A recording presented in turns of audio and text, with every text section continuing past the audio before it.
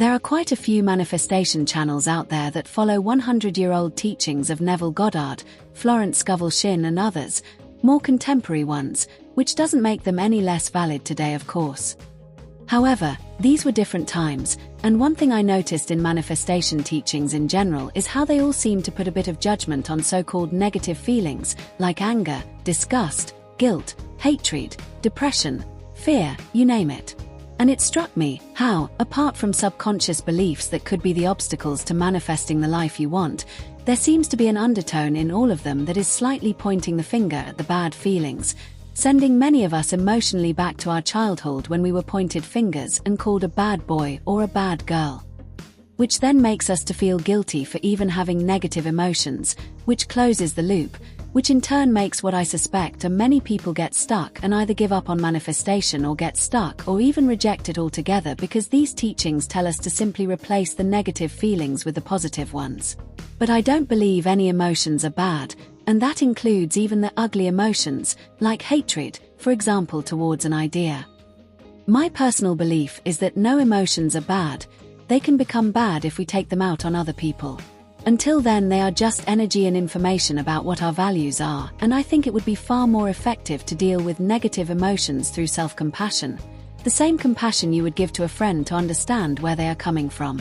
If we try to replace them, we are just sort of stuffing them even deeper inside.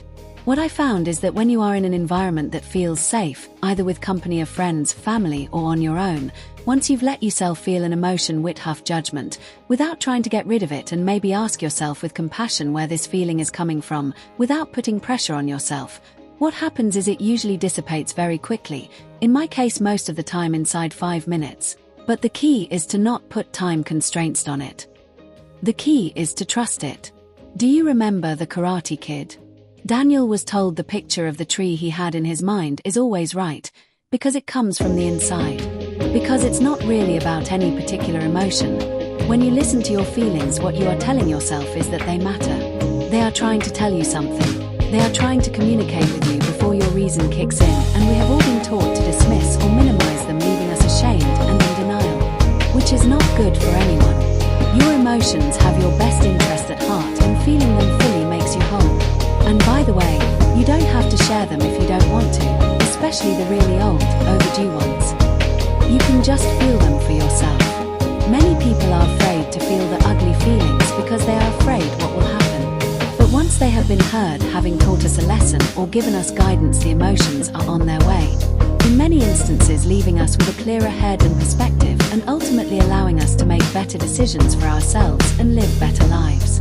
If you are interested in looking into this concept further, it's called emotional literacy. It's literally just feeling your feelings and being able to name them, but it changes you for the better as a person in ways that you probably couldn't predict. One thing that I think we should also take a closer look at is how many manifestation teachers talk about how you can choose your feelings. And I think this is true, but only partially.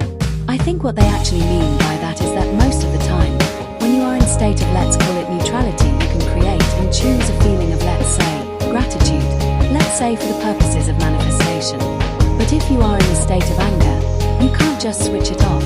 And I think that a lot of channels unwittingly give off this judgmental vibe, that if you are in a state of negative emotion, then it's a bad thing, which only makes things worse. But it's not.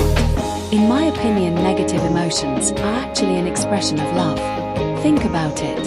For example, if you are feeling a resentment towards someone, then you wish they were truly sorry for harm they caused you.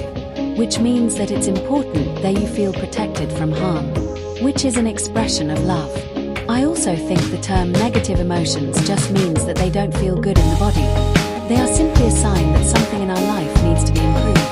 Every emotion vibrates at a certain frequency, and negative emotions just vibrate at lower frequencies, meaning they vibrate at slower speeds. Generally, the higher the speed, the better it makes us feel. For example, anger vibrates roughly at 150 Hz and joy at 550 Hz. I think it would benefit all of us is if we approach this topic from this perspective, and that it will aid not only our manifesting process but many different areas of our lives. I'd love it if you let me know your thoughts in the comments.